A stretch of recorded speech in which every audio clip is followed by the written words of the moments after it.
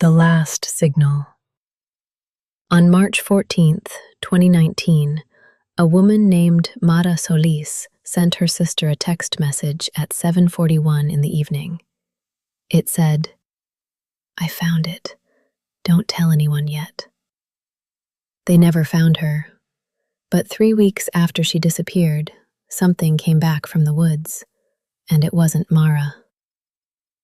Elbow Creek is a small town in Montana with about 2,400 people. Everyone knows everyone. The kind of place where kids ride bikes until dark and nobody locks their doors. Bad things weren't supposed to happen there. Mara was 34 years old. She had moved to Elbow Creek 6 years earlier and never left, even after the boyfriend she'd followed up north was long gone. She worked at the county records office, which basically meant she spent her days organizing old files, land documents, property maps, ownership records going back over 100 years. It wasn't exciting work, but Mara was the kind of person who noticed things other people missed. Small details, tiny mistakes buried in old paperwork. Her neighbor, a retired nurse named Patricia, said Mara was quiet but kind. Her porch light was always on by 7 o'clock every evening. That porch light matters. Remember it. On the morning of March 14th, Mara went to work as normal. She answered emails and made tea and did her usual tasks. But around 11 o'clock, she asked her supervisor, a man named Garrett, if she could look through the oldest section of the archive. It was a dusty back room full of cardboard boxes that most employees never had a reason to visit. Garrett said yes without thinking much of it. Mara went in at 11:15 in the morning. She didn't come out until nearly 5 o'clock in the evening. That's over 5 hours in a dark back room with no windows. Garrett knocked around lunchtime to check on her. She called out through the closed door that she was fine, but something about her voice made him stop. It wasn't scared or upset. It was the voice of someone who had just discovered something they weren't sure they were supposed to know. He didn't open the door. Later, he couldn't explain why. When Mara finally walked out, she barely said a word to anyone. She gathered her things and left the building, moving like she was still thinking hard about something. Like the rest of the world had become background noise. That evening, her phone showed she drove northeast out of town, past the farms and fence lines, and up an old logging road toward a place locals call Parson's Bench. It's a ridge covered in thick pine trees where the forest gets so dark that even during the day you can barely see 10 feet ahead. Nobody went up there for fun. Even longtime locals felt uneasy near it, a strange tilting feeling, like the ground itself was subtly wrong. At 7:41 p.m., from somewhere on that road, Mara texted her sister Danny. "I found it. Don't tell anyone yet. I'll explain when I see you this weekend." Danny texted back, "Found what?" No reply ever came. 2 minutes later, Mara's phone went completely dark. Search and rescue found her truck the next morning, parked at the very end of the logging road where the path runs out. The keys were still in the ignition. Her coat was folded on the passenger seat, even though the temperature had dropped to 19 degrees that night. On the dashboard was a folder. Inside were photocopies of 3 old land documents, all describing the same stretch of land near Parson's Bench, owned by a local farming family called the Crales. The original version of the oldest document, from 1923, was missing from the archive back at the office. Not misfiled, not misplaced, simply gone, as if it had never been there. But here's the detail that quietly unsettled everyone who looked at it. One of the copied documents, from 1948, had a handwritten note scrawled in the margin. It was written in pencil, so faint you could almost miss it. And it appeared to be written by two different people, one line added years after the first. The first line said, "Boundary adjusted per verbal agreement, CWC." The second line, in darker pencil, said, "Do not survey again." No one at the office had noticed those words in 70 years of handling that document.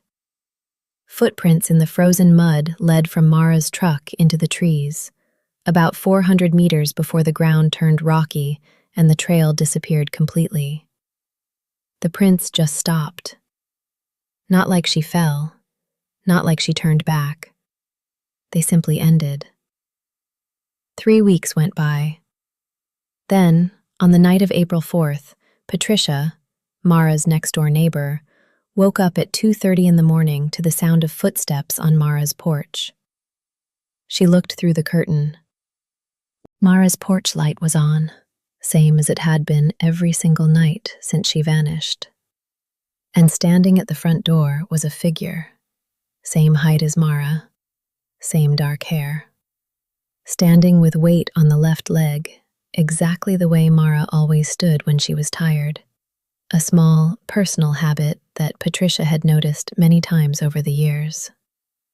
Patricia almost opened her window and called out, but then the figure slowly turned and looked directly at her. Patricia had worked as a nurse for nearly 30 years. She had seen things that would shake most people. She was not easily frightened. That she said the face was wrong. It looked like Mara's face, the right shape, the right features. But the eyes didn't move the way eyes are supposed to move. They were too still, like a picture of a person rather than an actual person. Patricia locked her front door and didn't move until sunrise. By morning, the figure was gone, and Mara's porch light, which had been on continuously for 3 weeks, had been switched off from inside the house. When police checked, the doors were still locked. Nothing had been disturbed. No sign that anyone had been inside. No further action taken, their report said. Over the next few months, 4 other people in town reported seeing a woman who looked like Mara standing at the edge of the tree line along the main road late at night. Always alone.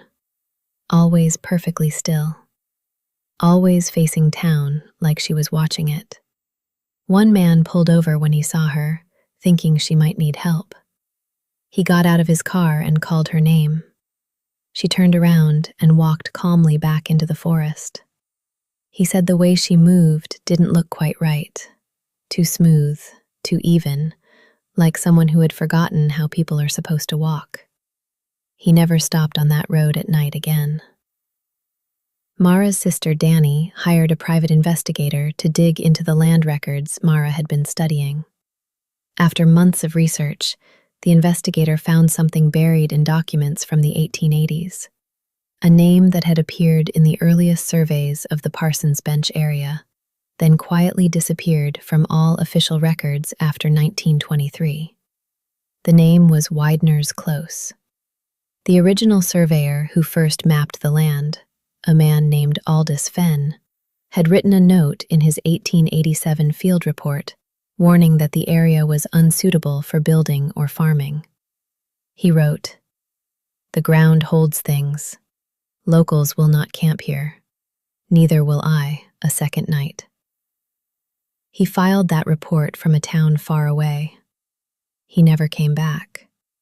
The mysterious WC in the margin of the 1948 document wasn't a person's initials. It was the old name of the land, Weidner's Close. Someone had quietly moved the property boundary to take in a piece of that land that, by law, was supposed to belong to the public. A retired forestry worker named Lou had noticed the fence was in the wrong place back in 1989, but reported it and was told to forget it. He died in 2021, just before he planned to take the matter further.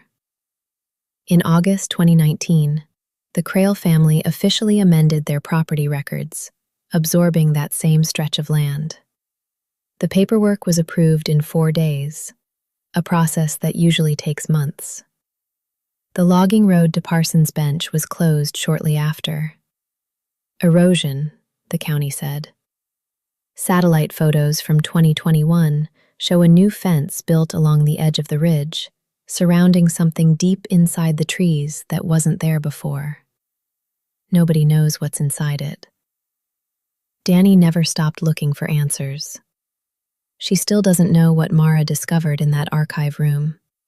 She still doesn't know what stood on the porch that April night. And she can't explain why, on a quiet evening last spring, she received a text message from Mara's old phone number, a number that had been disconnected for years. The message was 4 words. Don't come up here. She doesn't know if it was a warning.